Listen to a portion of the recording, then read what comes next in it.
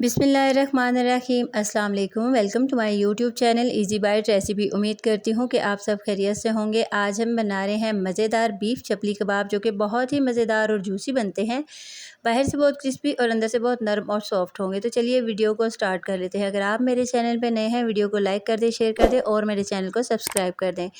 यहाँ पर मैंने लिया है 1 किलो बीफ का कीमा। इसको मैंने मशीन से बहुत ही बारीक निकलवा लिया है। याद रहे कि कबाबों का कीमा चॉपर में कभी भी नहीं निकालेंगे। यहाँ पर मैंने 2 बड़े साइज़ के प्याज लिए हैं और इनको मैंने बारीक काट लिया है और मैंने प्याज़ों का पानी रिमूव कर लिया है, क्योंकि हमें खुश्क चाहिए प्याज। तो यहाँ पर प्याज़ों को कीमे में डालकर अच्छा सा मिक्स करेंगे और हाथों से गूंद लेंगे।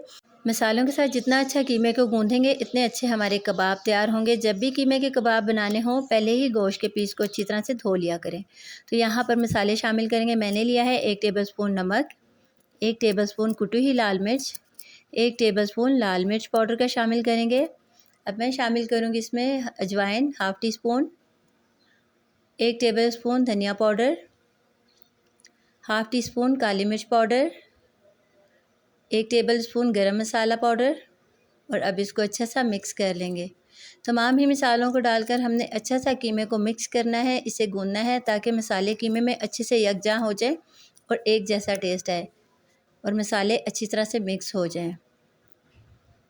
तो अब मैं इसमें शामिल करूँगी, यहाँ पर मैंने लिया है घर का आटा। यहाँ पर मैंने इसको शामिल किया है 5 टेबल स्पून। कुछ लोग इसमें मैदा इस्तेमाल करते हैं और कुछ लोग इसमें इस्तेमाल करते हैं मकई का पाउडर, लेकिन मैंने घर का आटा लिया है। तो अब मैं इसको अच्छा सा गूंद लूँगी और अच्छा सा मिक्स करेंगे।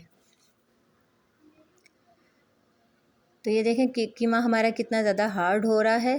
तो अब मैं इसमें शामिल करूँगी 2 मैंने टमाटर लिए हैं और इनको भी चॉप कर लिया है। इसको कीमे में मिक्स करेंगे। यहाँ पर मैंने 8 से 10 हरी मिर्ची ली हैं और धनिया लिया है, बारीक काट लिया है। इसको भी इसमें मिक्स करेंगे। और यहाँ पर मैंने लिया है 1 टीस्पून अनारदाना। यहाँ पर मैंने सब मसालों को डालकर अच्छा सा मिक्स कर लिया है और कीमे को अच्छा सा गूंद लिया है ताकि इसकी अच्छी सी बाइंडिंग तैयार हो। ये देखें, इस तरह से आपने गूंदना है कीमे को।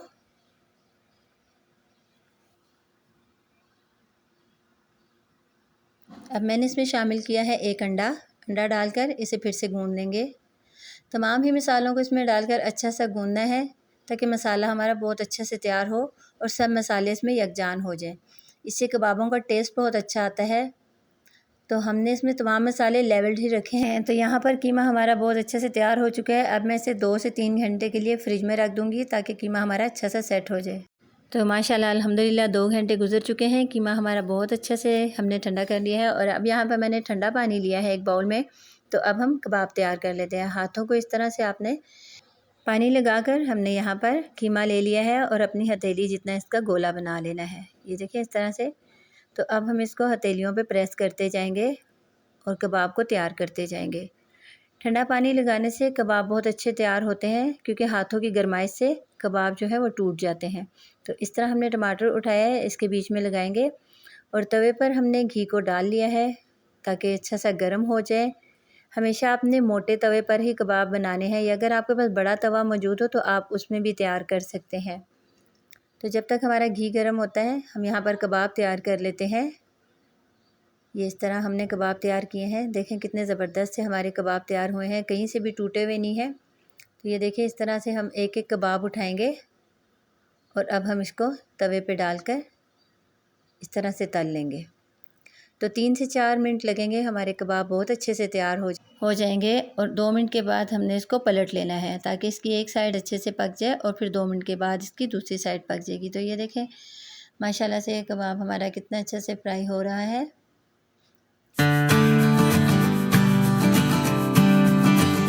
तो 2 मिनट हो चुके हैं। अब हम कबाब को दूसरी साइड से भी पका लेंगे, अच्छा सा तल लेंगे।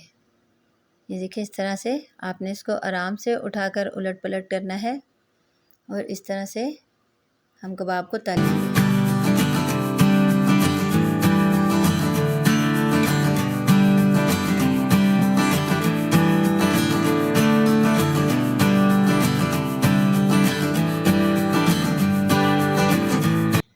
तो ये देखें माशाल्लाह अल्हम्दुलिल्लाह हमारे बहुत अच्छे से कबाब तैयार हो चुके हैं। ये देखें अंदर से कितने सॉफ्ट और जूसी हैं और बहुत ही मज़ेदार बने हैं। बाहर से हमारे कबाब क्रिस्पी हैं लेकिन अंदर से बहुत अच्छे से पक चुके हैं और सख्त भी नहीं है और अकड़े हुए भी नहीं है। तो देखें कितनी ज़बरदस्त से चटनी के साथ, नान के साथ सर्व करें। माशाल्लाह अल्हम्दुलिल्लाह हमारे कबाब बहुत फ्लेवरफुल, बहुत ही सॉफ्ट जूसी कबाब बने हैं। उम्मीद करती हूँ आपको हमारी आज की रेसिपी पसंद आई होगी। अपना बहुत ख्याल रखिएगा, दुआ में याद रखिएगा। मिलते हैं इंशाल्लाह नेक्स्ट वीडियो में। अल्लाह हाफ़िज़।